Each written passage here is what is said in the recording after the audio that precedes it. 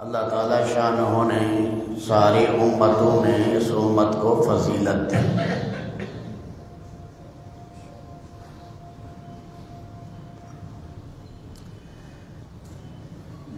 انتم تتمون 70 امہ، تم 70 بڑی امتوں پر تم کو فضیلت دی گئی۔ انتم اکرمھا خیرھا و اکرمھا علی اللہ تعالی، ان بڑی امتوں میں اللہ نے تمہیں سب سے بڑا شرف دیا ہے۔ چھوٹی امتیں تو لاکھوں ہیں، لیکن بڑی بڑی امتیں 70 ہیں، اور یہ امت ان میں بہترین امت ہے۔ نبی اعلیٰ اور نبی اشرف ہے، تو اللہ نے امت کو بھی اشرف اور اعلیٰ بنایا۔ اس امت کی کیا خصوصیات ہیں کہ اور امتوں پر اس امت کو اللہ نے اونچا امتیاز دیا ہے، مقامات دیے ہیں۔ علماء نے بہت سے خصوصیات اس امت کی لکھی ہیں۔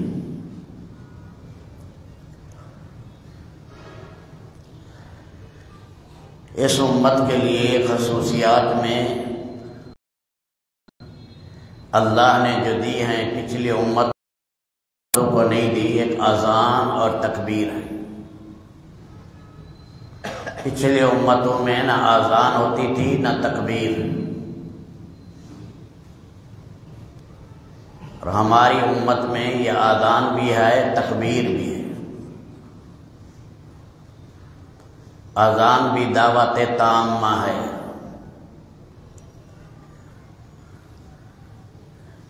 سیدنا بلال رضی اللہ تعالیٰ عنہ اذان دیتے، اللہ کے نبی نے فرمایا مقام روحہ ہے، مدینہ سے 36 میل کا فاصلہ ہے، وہاں تک شیطان بھاگ جاتا ہے۔ جو ہی اذان ہوئی شیطان بھاگ گیا۔ تو یہ اذان اور یہ اقامت یہ اللہ نے امت محمدیہ کو دی ہے، پچھلی امتوں میں نہیں تھی۔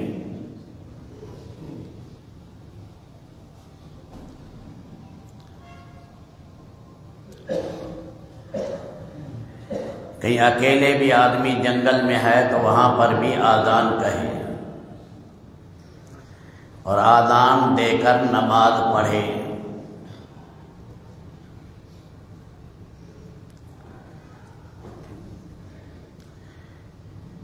تو یہ اللہ نے اس امت کو شرف دیا اذان اور اقامت کا۔ ہر بچے کو بھی یہ سکھلا دی جائے اذان اور اقامت۔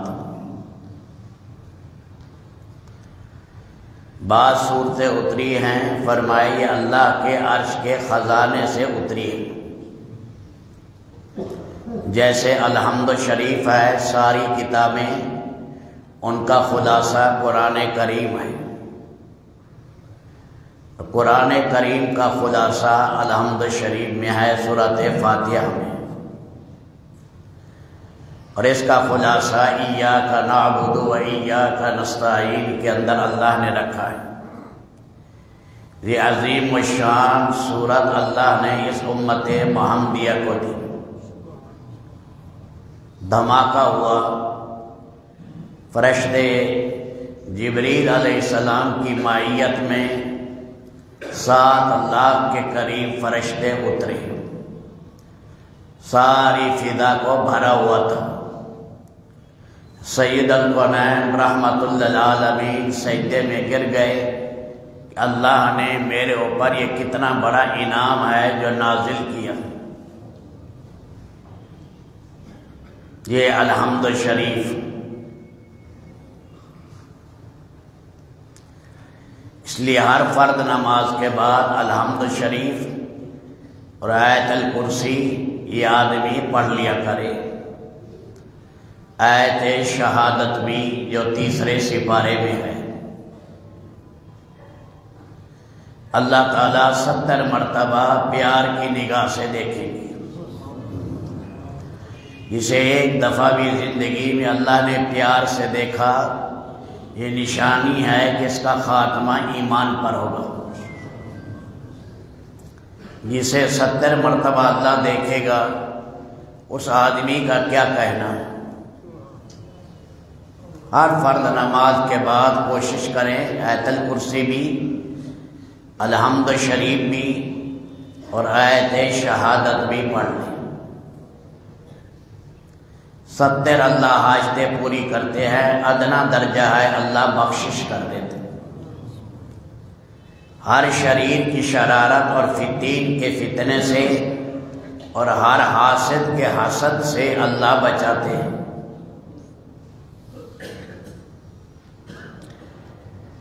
یہ الحمد شریف کے آخر میں آمین اللہ نے دی ہے، یہ بھی اسی امت کا خاصہ ہے۔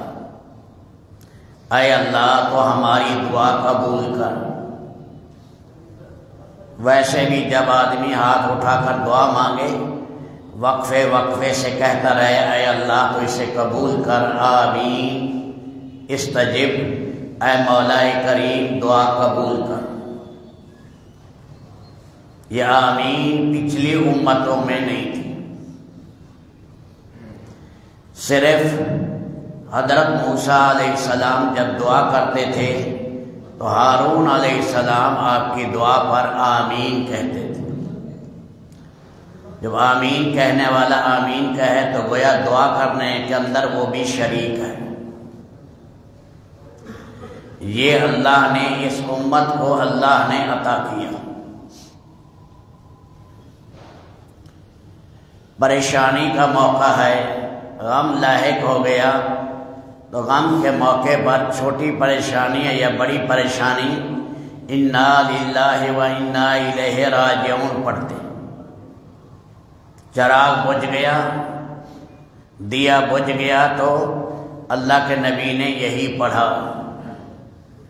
حضرت عائشہ کو تعجب ہوا، انہوں نے سمجھا یہ کسی بڑی مصیبت پر پڑھا جاتا ہے۔ فرمایا کوئی بھی چھوٹی یا بڑی مصیبت آئے اس موقع پر یہ پڑھنا چاہیے، انا للہ و انا الیہ راجعون۔ بے شک ہم اللہ کی ملکیت ہیں اور ہم نے لوٹ کر اللہ کے پاس جانا ہے۔ یہاں ہم عارضی طور پر آئے ہیں، یہ دنیا ہمارا مستقل جگہ نہیں ہے، ہماری مسلمان کی مستقل جگہ تو اللہ نے جنت بنائی ہے۔ تو یہ آمین یہ بھی اس امت کی خصوصیت ہے، اور انا للہ و انا الیہ راجعون۔ پچھلی امتوں میں یا اسفا یا اس قسم کا لفظ کہتے تھے اے افسوس۔ جب یوسف علیہ السلام گم ہو گئے تو یعقوب علیہ السلام یا اسفا کہہ رہے ہیں، روتے روتے ان کی بینائی ختم ہو گئی 40 سال کی جدائی میں۔ پھر آخر میں اللہ نے دوبارہ بینائی اللہ نے عطا کی۔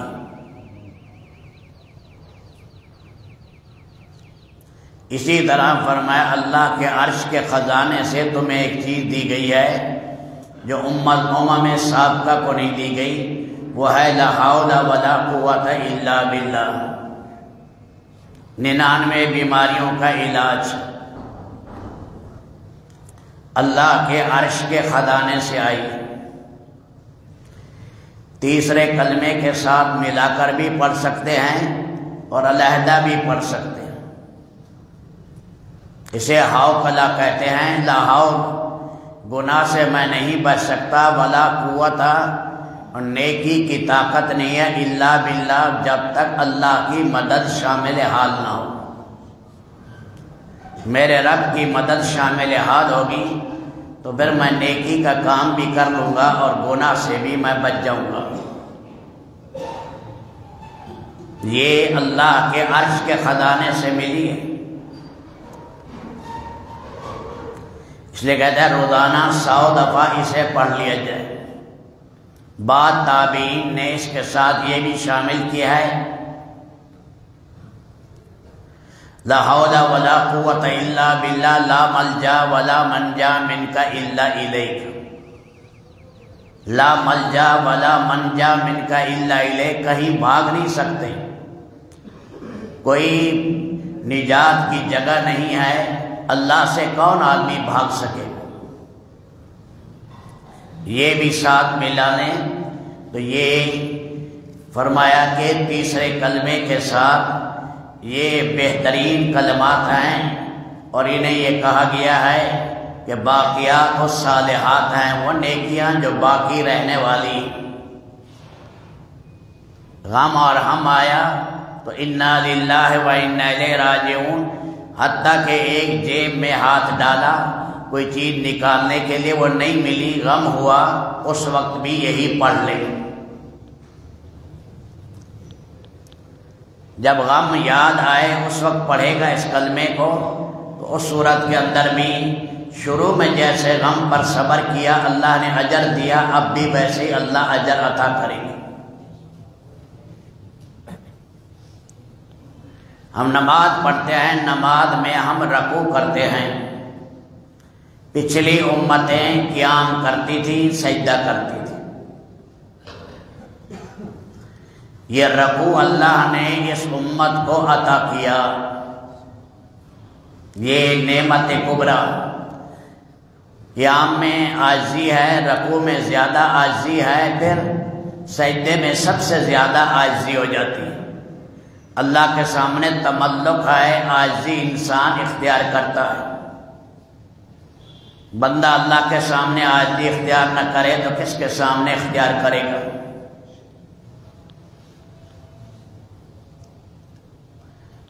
پچھلی جو امتیں تھیں اللہ تعالیٰ نے انہیں بعضوں کو 2 نمازیں دی، بعضوں کو 3 دی، اور بعض امتوں کو 4 دی۔ امت محمدیہ ایک امت ہے جسے 5 نمازیں ملی۔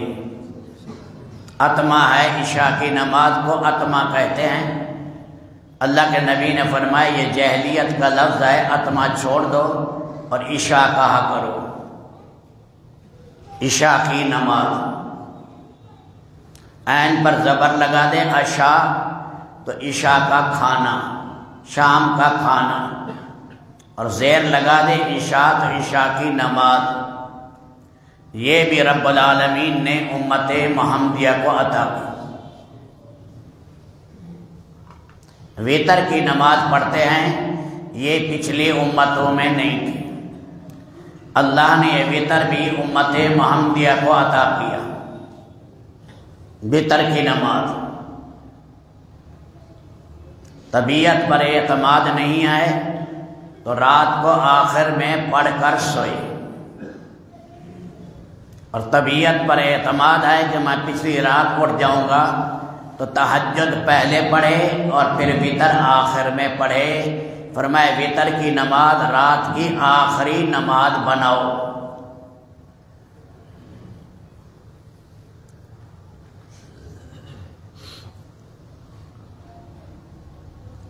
عشاء کے بعد جو بھی نماز پڑھی جائے گی وہ تہجد میں ہے، فرق اتنا ہے کہ سونے کے بعد جو پڑھی جائے گی اس کا اجر زیادہ ہوگا، لیکن بعض طبیعتیں اٹھ نہیں سکتی تو اس لیے عشاء کے بعد اپنے نوافل پڑھ لیں، اس میں جتنا قرآن کریم پاؤ، آدھا پاؤ، سپارہ پڑھ سکتا ہے تو پڑھ لیں، اور آخر میں یہ وتر پڑھ لیں۔ فرمایا یہ وتر کی نماز اللہ نے امم سابقہ میں کسی کو نہیں دی، تمہیں اللہ نے عطا کی ہے، یہ بھی مالک کا اس امت پر انعام ہے وتر کی نماز۔ سورج گرہن ہو جاتا ہے، چاند گرہن ہوتا ہے، چاند گرہن کی نماز کو خسوف کہتے ہیں اور سورج گرہن کی نماز کو کسوف کہتے ہیں۔ تو یہ اللہ دکھاتے ہیں کہ دیکھو اتنے بڑے کرے ہیں، جب چاہیں ہم ان کی روشنی ختم کر دیں۔ اس لیے اللہ کے نبی صلی اللہ علیہ وسلم نے کسوف کی نماز بڑی لمبی پڑھائی، بہت روئے، 3-4 سپارے سے زیادہ تلاوت کی، جتنا قیام تھا اتنا ہی رکوع تھا، تو جتنا رکوع تھا اتنا ہی سجدہ تھا۔ اس سے بعض صحابہ کرام رکوع میں اٹھ کر دیکھتے تھے کیا ہو گیا، اتنا لمبا رکوع۔ اسی کسوف کی نماز میں اللہ کے نبی کو جنت بھی دکھائی گئی اور جہنم بھی۔ اللہ نے پردہ قبلے کی دیوار سے ہٹا دیا اور اللہ کے نبی نے جنت اور جنت کی رعنائیاں اور پھل بھی دیکھے، جہنم اور جہنم کی آگ بھی دیکھی کسوف کی نماز میں۔ خسوف کی نماز چاند گرہن کی نماز ہوتی ہے، وہ رات کو پڑھی جاتی ہے۔ اس میں بعض ائمہ کے نزدیک جماعت سے ہے اور بعض کے نزدیک علیحدہ ہے، رات کا ٹائم ہے۔ اور یہ جو دن کی ہے یہ جہری بھی جائز ہے اور سرن بھی جائز ہے۔ فرمایا اس وقت تک پڑھتے رہو جب تک سورج میں اچھی طرح انجلا نہ آ جائے، روشنی واپس نہ آ جائے۔ اتنے روئے ہیں اللہ کے نبی، شاید ہی کسی نماز میں اتنے روئے ہوں جتنے کسوف اور سورج گرہن کی نماز میں روئے۔ یہ نعمت بھی اللہ نے امت محمدیہ کو دی۔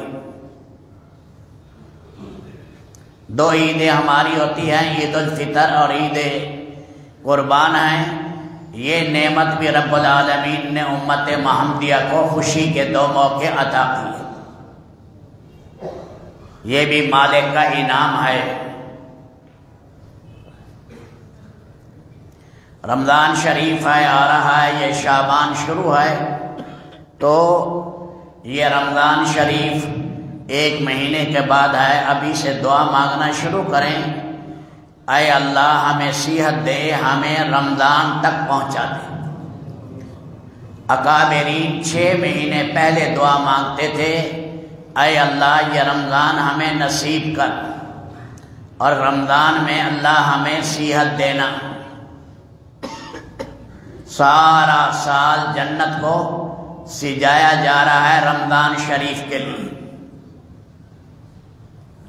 اور سارا مہینہ یہ جنت اس کے دروازے کھل گئے، آسمان کے سارے دروازے کھول دیے گئے۔ یہ امت محمدیہ ہے، اسے نماز کا اعلیٰ حصہ ملا کہ نماز میں خاموش رہے۔ پچھلی امتیں نماز میں بات چیت کچھ کر لیتی تھی، ہمارے لیے ہے روک دیا گیا کہ نماز کے اندر بات چیت نہ کرو۔ پہلے لوگ آتے نماز پڑھنے لگتے، شروع اسلام میں ساتھ والے سے پوچھ لیتے کتنی رکعت ہو گئی، یا غم کی خبر ہے فلاں آدمی فوت ہو گیا، یا خوشی کی ہے کہ قافلہ آ چکا، یا اس نے کوئی کلمہ پڑھا اور کلمے کے اوپر تحسین کا کلمہ کہا۔ حضرت معاذ بن جبل آئے رضی اللہ تعالی عنہ، اللہ کے نبی نماز پہلے پڑھا رہے تھے، تو شرم آئی کہ اللہ کے نبی سے پہلے کچھ نماز پڑھوں، چلو جو رہ گئی ہے بعد میں پڑھ لوں گا۔ مسبوق ہو گئے کہ کچھ رکعتیں رہ گئی، بعد میں ادا کروں گا۔ سلام کے بعد حضرت معاذ کھڑے ہو گئے۔ یہ پہلی دفعہ مجمع نے دیکھا آدمی کھڑا ہوا۔ اللہ کے نبی نے فرمایا انما سن سنتا فاتخذوها سنہ، معاذ نے بہترین طریقہ جاری کیا ہے، آئندہ یہی طریقہ اختیار کرنا۔ امام کے ساتھ شامل ہو جاؤ، اور جب سلام پھر جائے پھر جتنی رکعت رہ گئی ہیں بعد میں ان کو پورا کر دیا جائے۔ وہ روضے میں خاموش رہتے تھے، ان امتوں میں روضے کے اندر سکوت ہوتا تھا، ہمارے لیے روضے میں بولنے کی اجازت ہے۔ نماز کے اندر سکون ہے۔ ان کے ہاں سحری نہیں ہوتی تھی، اللہ نے ہمیں سحری عطا کی۔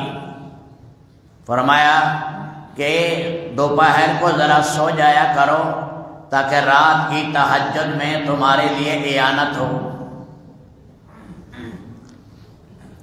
تھوڑا سا گھنٹہ 2 گھنٹے آرام کر لیا دن کو تو رات کو بیدار ہونا آسان ہوگا۔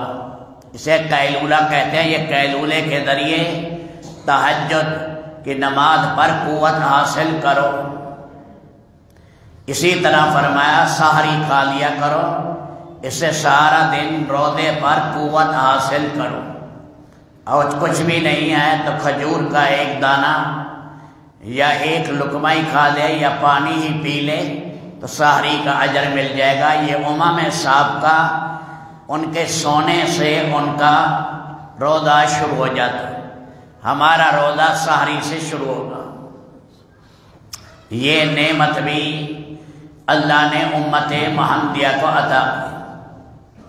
وہ جہاد کرتے تھے، جہاد میں جو مال مل جاتا تھا اس مال کو استعمال نہیں کر سکتے تھے۔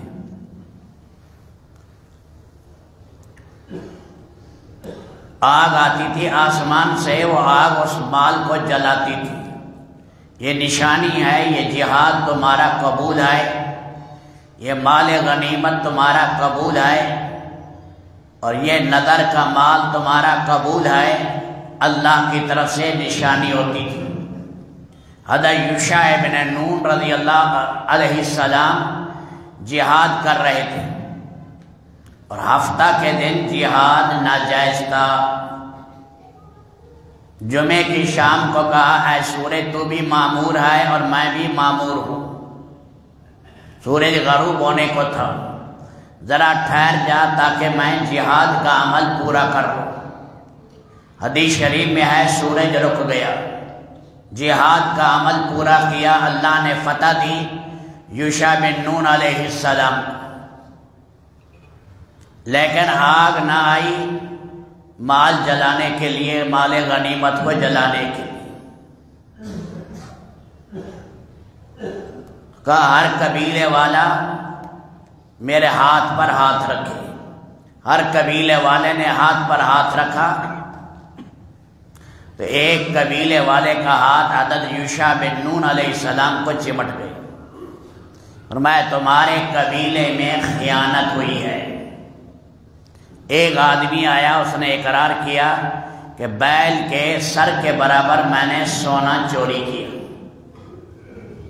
وہ واپس رکھا، پھر اللہ کی طرف سے وہ آگ آئی سفید، اس آگ کو جلا، اس مال غنیمت کو جلا گئی۔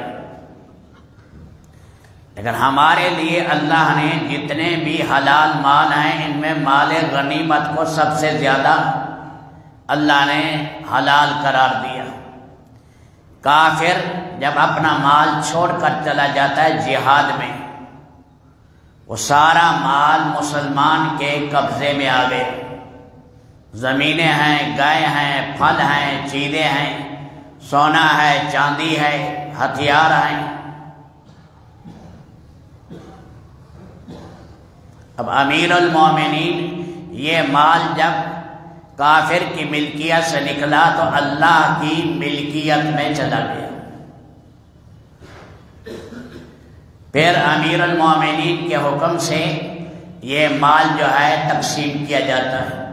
اب جو مال اللہ کی ملکیت سے ہو کر آئے گا آگے مجاہدین کو ملے گا، وہ کتنا پاک مال ہوگا۔ اس لیے کہا یہ مال غنیمت سارے مالوں میں سب سے زیادہ پاک مال ہے۔ دوسرے نمبر پر ہدیے کا مال ہے، تیسرے نمبر پر حلال کمائی کا مال ہے، یہ تیسرے نمبر پر آیا۔ تو یہ مال غنیمت یہ بھی اللہ نے امت محمدیہ پر پیار کی وجہ سے رب العالمین نے یہ مال غنیمت یہ اللہ نے حلال قرار دیا۔ نوجبا آتے ہیں، نوجبا ابدال اصفیاء، فرمایا اس امت میں 500 ابدال رہیں گے گمنام، پچھلی امتوں میں نہیں۔ شام میں وہ سب سے زیادہ ہوں گے کیونکہ وہاں قبور انبیاء ہیں۔ سخاوت ان کا جذبہ ہوگا، اور کوئی برائی سے پیش آئے وہ نرمی سے پیش آئیں گے، اور غصہ اور حلم ان کی خاص صفت ہے۔ تو نوجبا، اصفیاء، ابدال اس امت کے اندر رہیں گے، 500 کم از کم رہیں گے ہر زمانے میں۔ ان کی نشانیاں بھی اللہ کے نبی صلی اللہ علیہ وسلم نے بیان فرمائی۔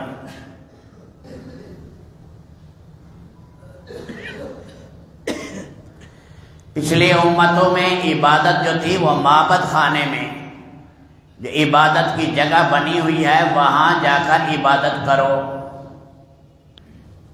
ہمارے لیے ہے سفر کر رہے ہو، جہاں بھی موقع ملے، مسجد نہیں بھی ہے وہاں پر کپڑا بچھاؤ یا زمین پاک ہے، پاک زمین پر نماز پڑھ لو۔ یہ نعمت اللہ نے امت محمدیہ کو عطا کی۔ جعلت للارض مسجدا وطہورا، اللہ نے ساری زمین مجھ محمد کے لیے اللہ نے پاک قرار دے دی۔ ان کے ہاں پانی نہیں ہے، تلاش کرو، جب پانی ملے گا پھر وضو کرو، پھر وضو کر کے پھر عبادت کرو۔ ہمارے لیے کیا کہا گیا کہ پانی نہیں مل رہا، ارد گرد قریب پانی نہیں ہے تو تیمم کر لو۔ مرائشی کے جہاد میں اللہ کے نبی جا رہے تھے۔ سیدہ عائشہ رضی اللہ تعالی عنہ کا ہار گم ہو گیا، اونٹ پر تھی، اپنی بہن اسما سے لے کر آئی تھی۔ خیمے میں اللہ کے نبی کو نیند آ گئی، لوگ جو ہیں دیکھ رہے ہیں پانی نہیں ہے کسی کے پاس اور فجر کی نماز چلی جائے گی۔ لوگوں نے ابو بکر صدیق کو تانا دیا کہ آپ کی بیٹی کی وجہ سے پریشانی آئی۔ وہ گئے اور اندر جا کر چونکا مارا اپنی بیٹی کو کہ تیری وجہ سے پریشانی آ رہی ہے۔ ادھر زیادہ بات بھی نہیں کر سکتے کہ اللہ کے نبی صلی اللہ علیہ وسلم کو گہری نیند ہے۔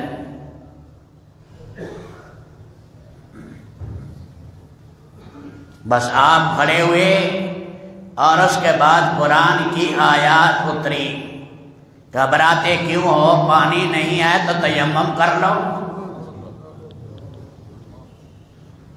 اسید ابن حضیر نے کہا یا آل ابی بکر ما یا اول ببرکہ، اے ابو بکر کے خاندان کوئی ایک برکت تھوڑی ہے، تمہاری وجہ سے امت پر کتنی برکتیں آئیں۔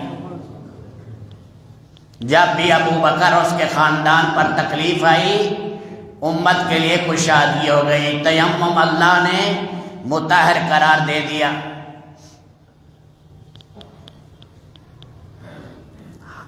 وضو نہیں ہے اور اسی طرح غسل کی حاجت ہے تو تیمم کر لیں۔ یہ نعمت اللہ نے امت محمدیہ کو دی، یہ اللہ کا احسان ہوا۔ گندگی ہے، گندگی کو صاف کرنے کے لیے اللہ نے پانی دیا، پانی سے دھو دو۔ دن میں بچہ کتنی دفعہ پیشاب کرتا ہے، ماں اس جگہ کو دھو دیتی ہے۔ بنی اسرائیل کے لیے تھا کہ نہیں، تم جو ہے گندگی والے کپڑے کو کاٹو۔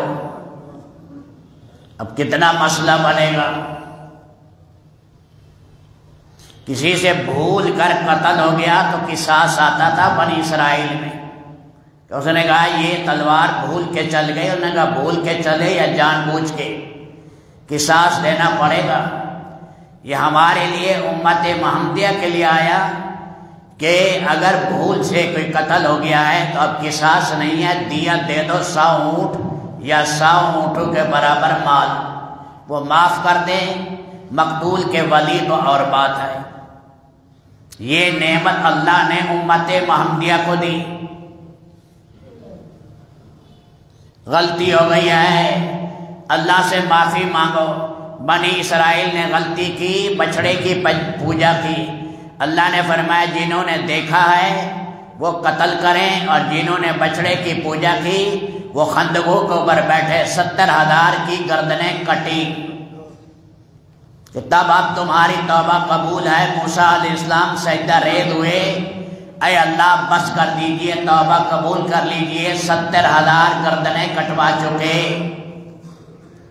اور ہمارے لیے اللہ کا کتنا بڑا انعام ہے رب العالمین کا کہ اگر ایسی پریشانی آ گئی ہے تو نہ ہی میں توبہ کرو، اگر حقوق العباد ہیں تو حقوق العباد ادا کرو۔